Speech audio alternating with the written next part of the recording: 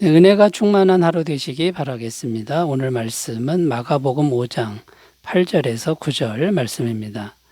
이는 예수께서 이미 그에게 이르시기를 더러운 귀신아 그 사람에게서 나오라 하셨습니다.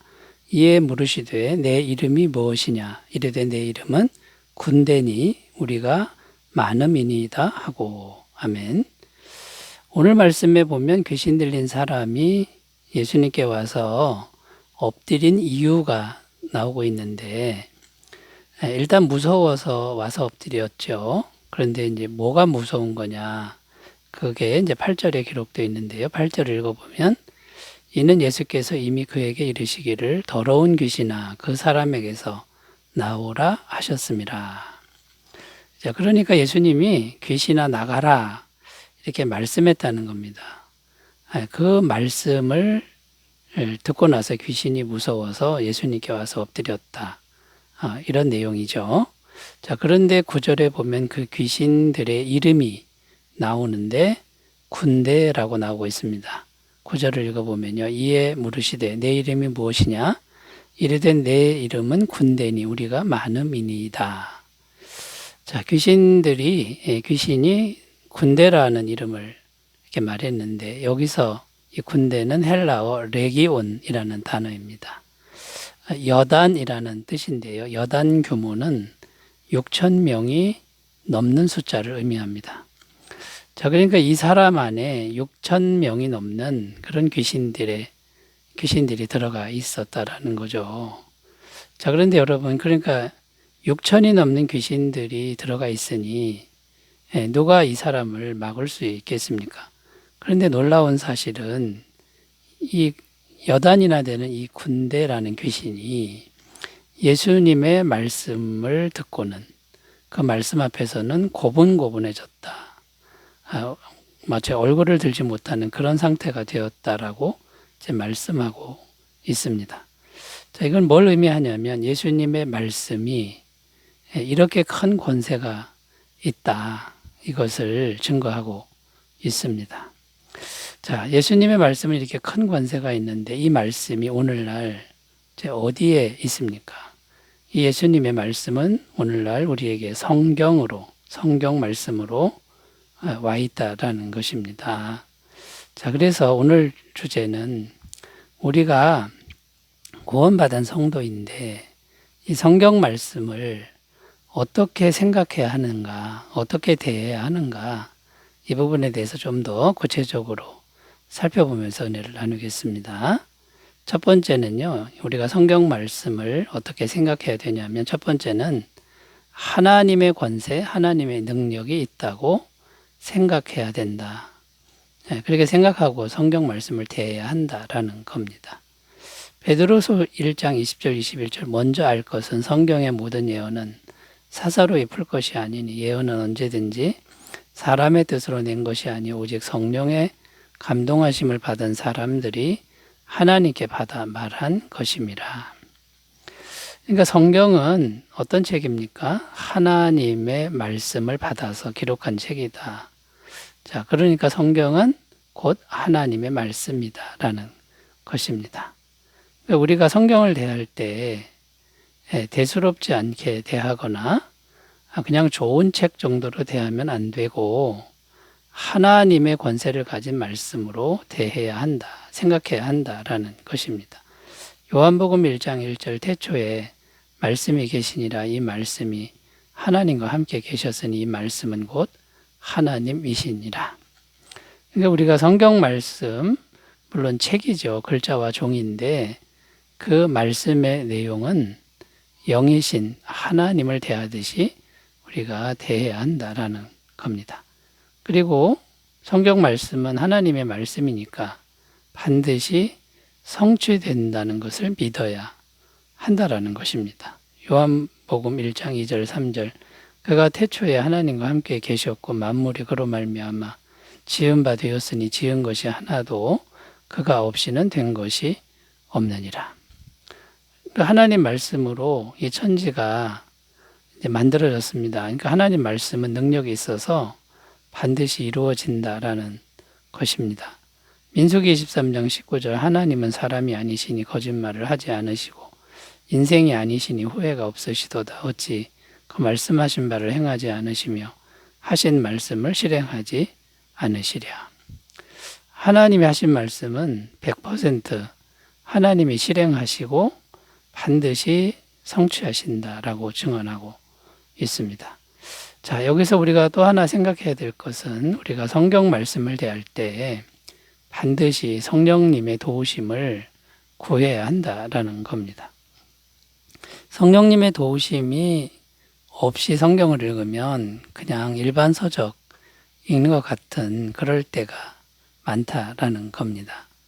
성령님께 기도하고 구하면 성령님은 오셔서 이 성경 말씀에 생기를 불어넣고 능력을 불어넣어서 살아있는 하나님의 말씀, 능력의 말씀이 되게 하신다라는 겁니다. 요한복음 14장 26절 보혜사 곧 아버지께서 내 이름으로 보내실 성령 그가 너희에게 모든 것을 가르치고 내가 너희에게 말한 모든 것을 생각나게 하리라. 우리가 평상시에 말씀을 읽고 듣고 암송하고 있으면 자유롭게 운행하시는 성령님이 때에 맞게 또 필요에 맞게 하나님 말씀 생각나게 하는데 그때 생각나는 말씀은 반드시 성취가 되는 능력의 말씀이 된다라는 겁니다. 그리고 우리가 문제를 지금 풀어나가야 될 때 인생의 문제를 잘 못 풀 때 성령님이 말씀이 생각나게 하셔서 깨닫게 하시고 그 말씀대로 되게 하시는 것을 우리가 꼭 믿고 날마다 성령님의 도우심을 구하셨으면 좋겠습니다. 자, 두 번째로 가보겠습니다. 성경 말씀을 어떻게 생각해야 할까요? 두 번째는 마음에 품고 의지하는 대상으로 생각해야 된다라는 겁니다. 신명기 30장 14절 오직 그 말씀이 내게 매우 가까워서 내 입에 있으며 내 마음에 있은즉 내가 이를 행할 수 있느니라. 자, 하나님 말씀을 읽고 마음에 이렇게 두기만 하면 행할 수 있는 능력을 주신다. 이런 내용입니다. 말씀을 내 힘으로 지키려고 한다는 것은 불가능하다라고 성경은 말씀합니다. 내 힘으로 말씀을 행하는 것은 우리가 죄인이기 때문에 또 능력이 부족하기 때문에 안 되는 일인데 완전하신 말씀을 품고 있으면 그 말씀이 일을 하고 역사하는데 살아계신 하나님이 하시는 것처럼 하신다라는 것입니다. 자, 로마서 3장 20절입니다. 그러므로 율법의 행위로 그의 앞에 의롭다 하심을 얻을 육체가 없나니 율법으로는 죄를 깨달음이니라. 이 말씀은 우리가 율법의 행위, 말씀을 지키려고 하는 행위로는 안 된다. 이런 내용이고요. 베드로전서 1장 22절 23절 너희가 진리를 순종함으로 너희 영혼을 깨끗하게 하여 거짓이 없이 형제를 사랑하기에 이르렀으니 마음으로 뜨겁게 서로 사랑하라. 너희가 거듭난 것은 썩어질 씨로 된 것이 아니요 썩지 아니할 씨로 된 것이니 살아있고 항상 있는 하나님의 말씀으로 되었느니라. 여기 이제 말씀으로 거듭났다 이런 내용인데 진리를 순종했다 이렇게 되어 있습니다. 이건 행함을 말하는 게 아니라 진리의 복음을 마음에 받아들이는 겁니다. 그러니까 마음에 품고 간직한 것이죠. 그것이 이제 생명의 씨가 되고 구원의 씨가 되었다라는 겁니다. 자, 이렇게 말씀을 마음에 간직하고 있는 것, 품고 의지하는 이것이 있을 때 하나님 크기의 역사와 은혜가 우리 삶에 나타난다라는 것이죠. 그래서 우리는 성경 말씀을 대할 때 하나님의 능력 있는 말씀을 마음에 품는 게 중요하다. 이렇게 생각해야 된다라는 것입니다. 또 우리가 말씀을 마음에 간직하면 성경은 형통한 인생이 된다고 증언합니다. 시편 1편 2절 3절 오직 여호와의 율법을 즐거워하여 그의 율법을 주야로 묵상하는도다. 그는 시냇가에 심은 나무가 철을 따라 열매를 맺으며 그 잎사귀가 마르지 아니함 같으니 그가 하는 모든 일이 다 형통하리로다. 말씀을 품고 있는 것은 하나님을 품는 것과 같으니 형통하는 삶이 된다라는 것이고요. 말씀을 간직하고 있으면 말씀이 우리를 보호하고 또 많은 은혜를 주신다라고 증언합니다. 잠언 3장 1절 2절 내 아들아 나의 법을 잊어버리지 말고 너의 마음으로 나의 명령을 지키라. 그리하면 그것이 내가 장수하여 많은 해를 누리게 하며 평강을 더하게 하리라. 자, 여러분 성경 말씀을 대할 때 내 힘으로 지키려고 하지 말고 그 말씀을 사랑해서 마음에 품고 의지하시기를 바라겠습니다. 자, 세 번째로 가겠습니다. 성경 말씀을 우리는 어떻게 생각해야 합니까? 항상 전파해야 될 존재로 생각해야 한다라는 것입니다. 자, 말씀을 전파하라, 항상 전파하라. 이런 말씀은 성경에 많이 기록되어 있습니다. 디모데후서 4장 2절 너는 말씀을 전파하라. 때를 얻든지 못 얻든지 항상 입쓰라. 범사에 오래 참음과 가르침으로 경책하며 경계하며 권하라. 이렇게 되어 있고요. 마가복음 16장 15절 또 이르시되 너희는 온 천하에 다니며 만민에게 복음을 전파하라.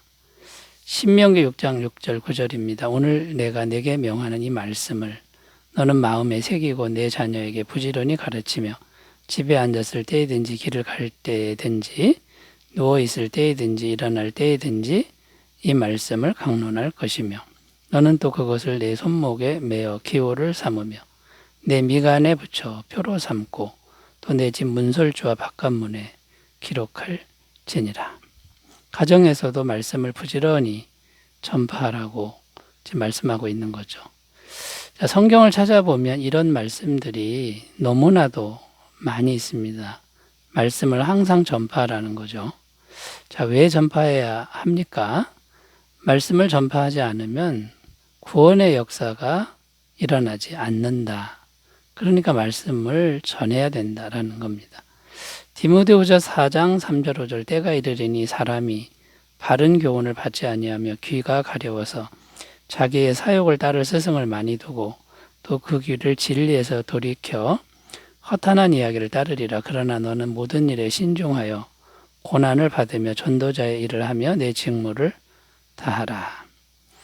이제 말세가 될수록 사람들은 진리의 말씀을 듣지 않습니다.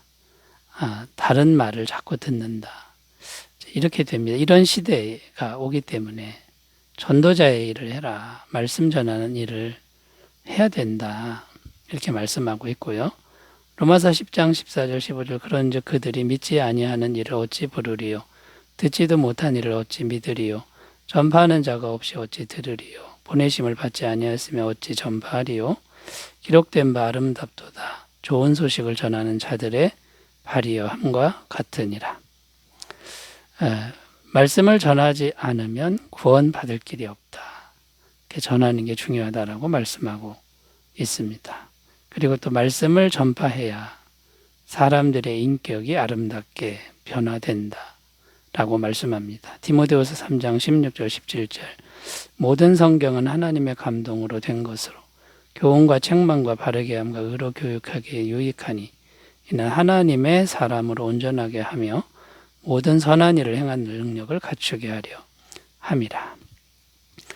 자, 여러분 주님의 말씀, 그 군대 귀신도 벌벌 떠는 그 말씀이 이제 성경 말씀으로 와 있는 걸 꼭 믿으시고 그 말씀을 대할 때 성령님의 도우심을 구하고 하나님으로 생각하며 항상 전하시는 삶이 되시기 바라겠습니다.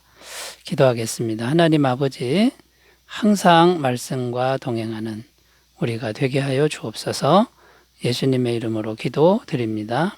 아멘. 주님의 임재 충만하시기 바라겠습니다. 감사합니다.